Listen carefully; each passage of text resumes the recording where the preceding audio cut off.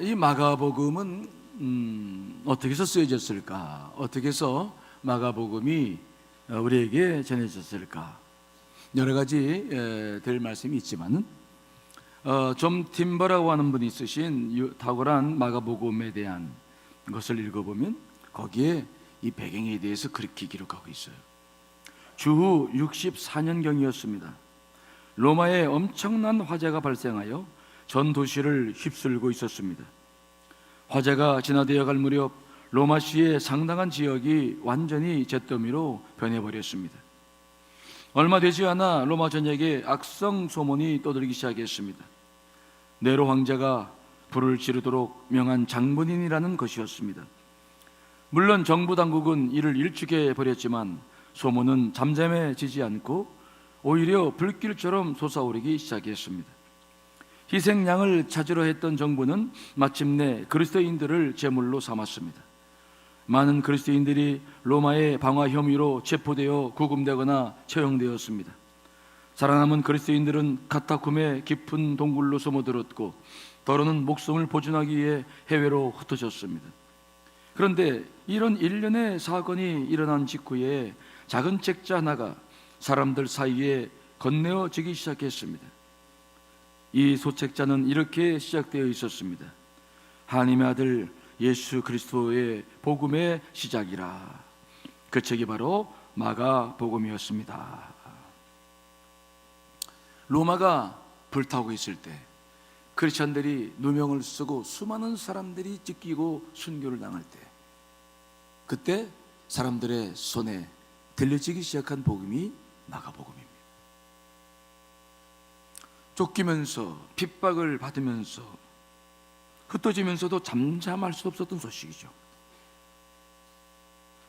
재산이 다 잃어버려지고 카타콤의 깊은 동굴 속으로 스며들면서도 심지어 목숨을 잃어버리는 것을 알면서도 기뻐했던 소식, 하나님의 아들 예수 그리스도 복음의 시작이라. 마가복음이죠. 초대교회 교인들은 마가복음을 손에 잡고 고통을 이겨냈습니다. 고통의 의미와 삶의 의미와 하늘에 대한 소망을 갖기 시작했죠. 그게 우리 가지고 있는 마가복음이에요. 마가는 누굽니까? 마가는 우리가 잘 알다시피 유대인의 이름은 요한이에요. 그래서 사도행전에 보면은 마가를 마가라 하는 요한이라고 소개하죠. 그는 바나바의 조카였어요. 그래서 우리 안디옥 교회를 보면은 1차 선교 여행을 바울과 바나바가 떠날 때 이제 마가가 동행합니다. 그런데 우리가 사도행전을 보면은 처음에는 바나바가 이제 사울을 다수에서 데리고 와서 그 사울을 세워서 안디옥 교회를 세웠는데 선교를 막상 나가 보니까 사울에게서 많은 능력이 일어나죠. 복음의 선명성, 또 성령의 능력이 바나바보다 바울에게서 드러나는 것이죠. 그래서 리더십이 바뀌어요.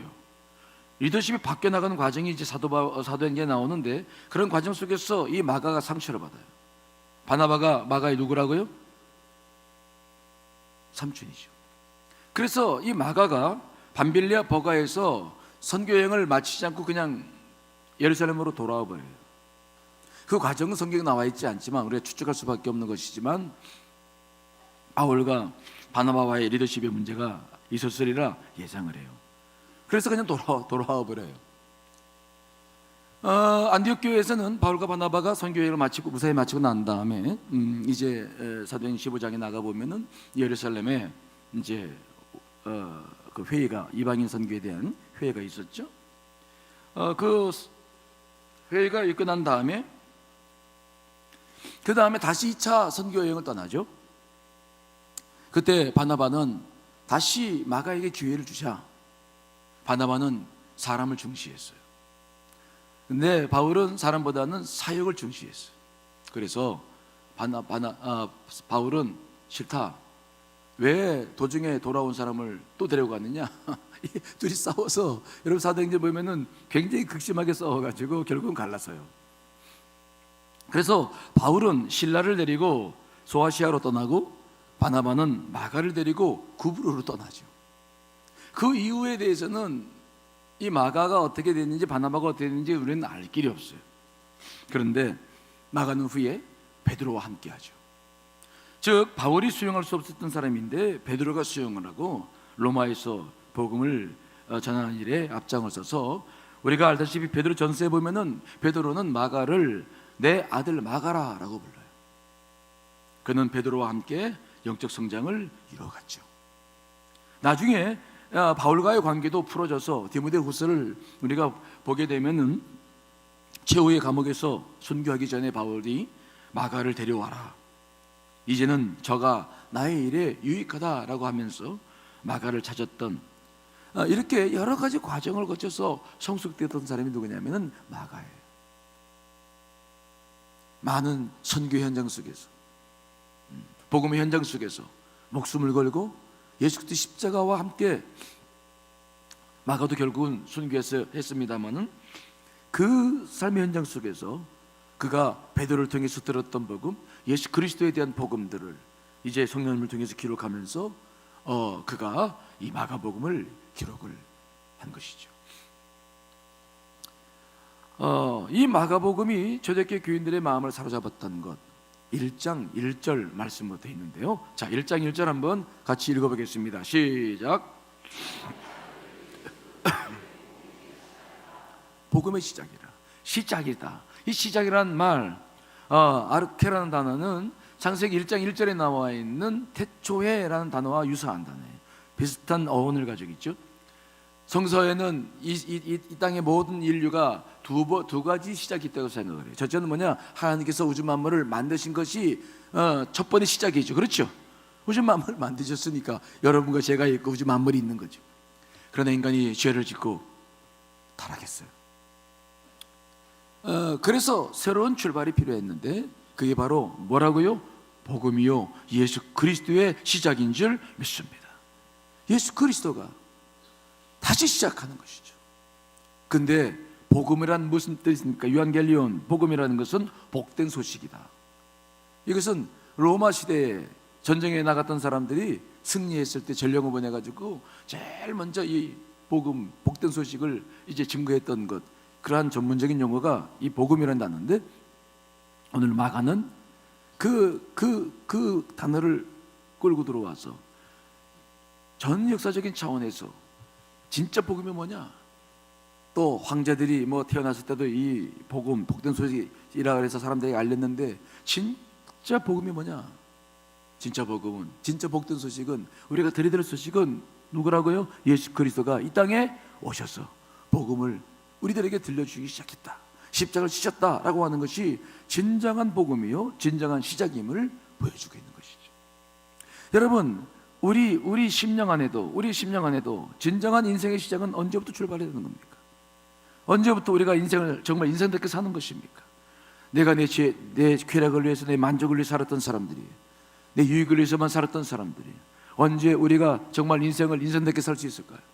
언제 우리가 인생을 인생답게 살 수 있는 그 길을 걸어갈 수 있는 것입니까? 여러분, 예수 그리스도가 우리 안에 진정으로 오셔야 될 줄 믿습니다. 그분과 함께 우리는 새롭게 출발할 수 있는 거죠. 그렇지 않으면 우리는 돈과 쾌락과 우리가 정말 편하게 살기 위해서 자기 유익만 추구하다가 아무 의미도 없이 우리는 갈 수밖에 없는 사람들이죠. 그러나 그런 우리들에게 예수님께서 오셔서 진정한 출발이 무엇인지, 진정한 시작이 무엇인지, 진정으로 인생 사는 것이 무엇인지를 우리들에게 들려주시고 계시죠.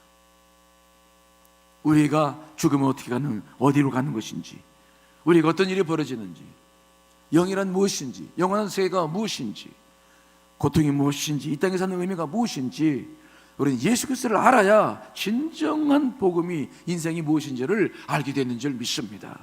그러므로 예수 그리스도야말로 진정한 시작이에요. 여러분들의 인생에는 새로운 시작이 이루어지고 있습니까? 여러분 인생은 지금 새롭게 변화되고 있습니까? 새롭게 출발하고 있습니까? 그동안 살아왔던 인생이 아니에요. 정말 예수 그리스도가 떠버렸어. 삶다운 삶, 인생다운 인생. 나이는 자꾸 들어갑니다. 세월은 자꾸 빠르게 흘러가요. 우리는 언제까지나 내가 사는 인생이 무엇인지, 어떻게 살아야 되는지 결단 못하고 그저 하루하루를 그저 그렇게 살아야 되겠습니까? 그렇지 않죠. 오늘 마가는 복음이 시작이다. 죽어가는 많은 사람들에게 손에 들려주며 외쳤던 복음, 마가복음. 여기에 진짜 우리 인생이 있다. 이것이 우리가 살아가야 될 인생이다. 우리 다 죽으면서도, 찢기면서도, 가토금에 들어가서 갇혀서 평생을 어둡게 살면서도 손에 쥐고 살았던 복음이 무슨 복음이라고요? 마가복음. 십자가의 의미와 삶의 의미와 고통의 의미와 인생의 모든 것들을 쥐고 살았던 내용들이죠. 저는 이 복음이 정말 우리가 축복을 받고 잘 살기 위해서만이 아니라 진정으로 우리 삶 안에서 우리의 삶을 새롭게 시작하는 기초가 될 수 있기를 간절히 축원합니다. 나를 새롭게 하는, 내 인생을 새롭게 하는, 이게 복음의 가치예요. 복음의 가치죠. 자, 그런데 이 복음이 어떻게 시작되느냐? 먼저 마가는 세례 요한이라는 사람을 등장해요. 세례 요한은 신구약 중간기, 즉 구약 말라기 선지자가 예언을 마치고 난 다음에 하나님은 400년간 침묵하셨어요. 이제 이 시기를 신구약 침묵기라고 말하는데, 흑암의 시기, 예언자를 보내지 않았습니다. 말씀을 주지 않으셨어요. 이스라엘 백성들이 패망하고 돌아와서 성전을 졌으나 또 무너지고 하나님은 분노하시죠. 침묵하시는 거죠. 그러나 그 침묵을 깨고, 400년의 침묵을 깨고 이제 예수님의 길을 준비한 사람, 세례 요한. 이제 복음의 시작은 거기서부터 출발한다는 것을 보여주고 있는데요. 자, 2절로 5절에 있는 말씀, 자, 읽어보겠습니다. 시작.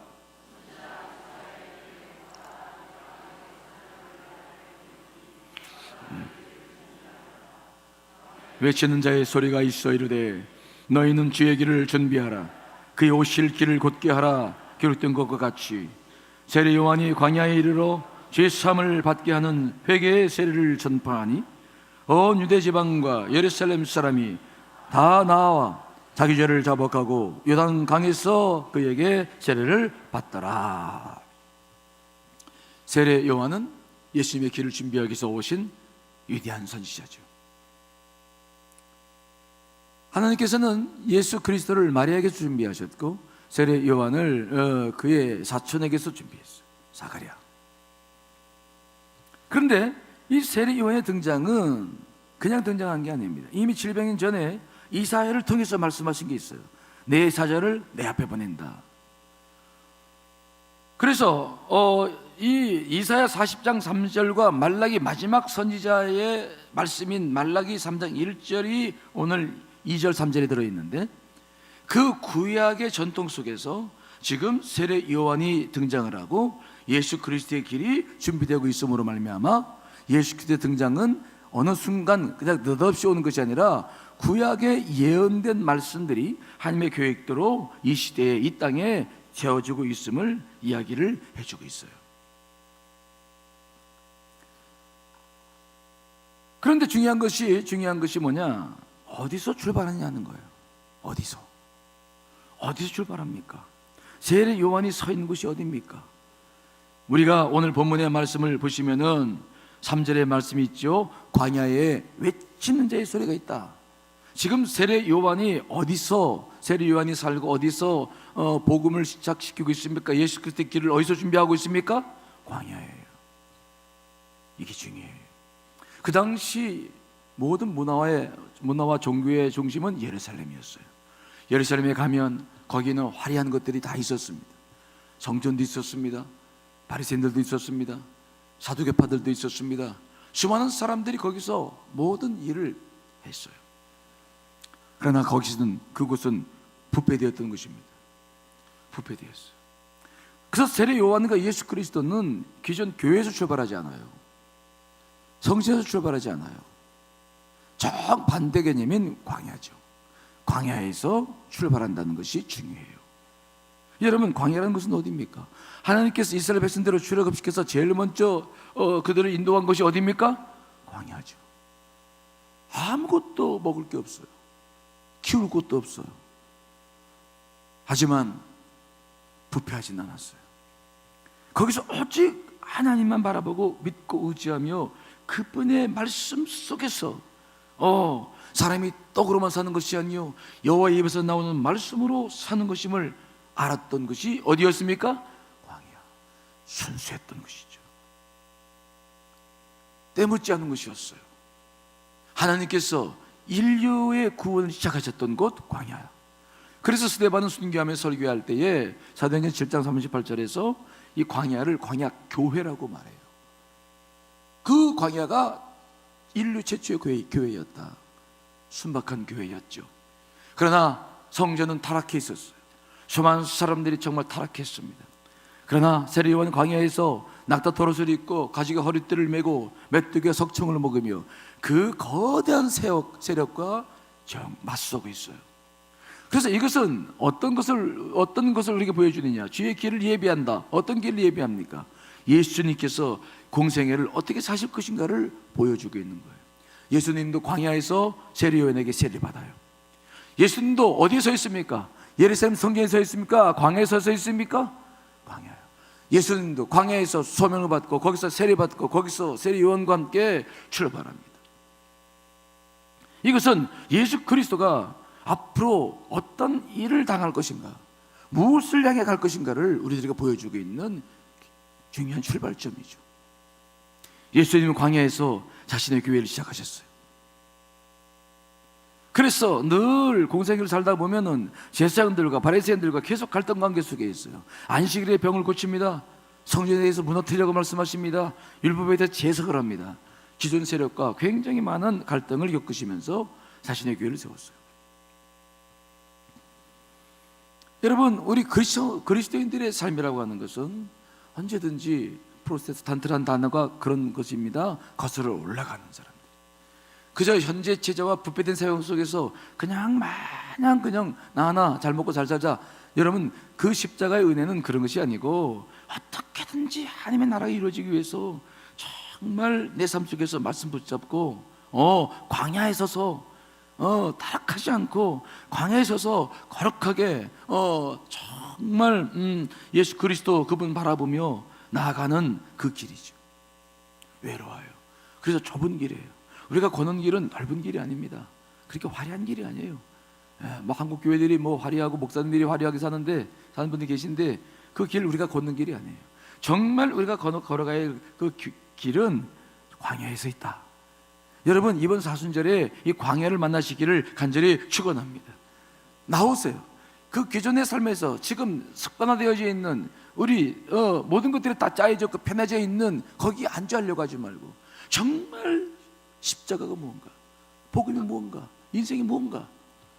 여러분들도 다시 한번 광야에서 출발해 나가시기를 간절히 축원합니다. 광야는 나와야 돼요. 많은 사람들이 그래서 세례 요한에게 세례를 받으러 나왔죠. 예수 그리스도 앞에 많은 사람들이 나왔어요. 우리는 광야로부터 출발했어요. 그래서 이 기독교가 예수 그리스도가 이 땅에 오신 것이 시작입니다. 정말 그동안에는 인간이 전쟁을 통해서 사람들을 죽이고 살육하고 인권도 없었고 모든 것들이 엉망진창인 이 세대 속에 정말 어린아이의 가치가, 여자의 가치가, 인간의 가치가, 우리의 존엄성이 무엇인가, 그것을 선포하신 분은 누구로부터 출발했느냐? 예수 그리스도밖에 없어요. 그 시대에 지금도 여성들의 인권이 어려움을 겪고 있는데 2000년 전에부터 그분은 어린아이 인권과 여성의 인권과 우리의 존엄성과 그 당시엔 상상도 할 수 없는 새로운 가치 체계를 만드시면서 하나님 나라를 향해 나갔던 그분 예수 그리스도시죠. 철저하게 광야에서 출발했어요. 교회는 언제든지 이렇게 정결하게 정말 때묻지 않는 그 크리스찬들을 통해서 이루어지는 것이 교회여야 될 줄 분명히 믿습니다. 우리가 그렇게 너무 깨끗하게 살 수는 없죠. 어쩔 수 없어. 하지만 우리의 정신만은 그래도 최대한의 우리는 어떻게 하면 바르게 살까? 어떻게 하면 이 땅의 소금과 빛의 사명을 감당할까? 우리는 광야에서 출발해야 된다는 거예요. 우리의 삶의 가치가 그렇게 화려한 게 있는 게 아니에요. 권력과 명예와 돈의 눈물로만 안 됩니다. 정말 우리가 걸어가는 길은 광야다. 이게 인생의 가치가 있다는 것을 기억하시기를 간절히 축원합니다. 복음은 광야에서 시작됐어요. 교회는 광야에서 시작됐어요. 우리가 그렇게 100%는 못 살지만 그러나 이것을 놓치면 교회는 생명력을 잃어버려요. 우리도 생명력을 잃어버려요. 고통은 싫어하지만 그러나 우리의 정신이 광야에서 시작됐다는 것은 잊어서는 안 됩니다. 사순절 다시 우리는 예수 그리스도의 복음과 더불어 복음의 가치, 십자가의 가치가 무엇인지를 깨닫고 다시 한번 우리의 삶을 십자가 위에 세우고 강에 위에 세우는 저와 여러분 되시기를 간절히 축원합니다.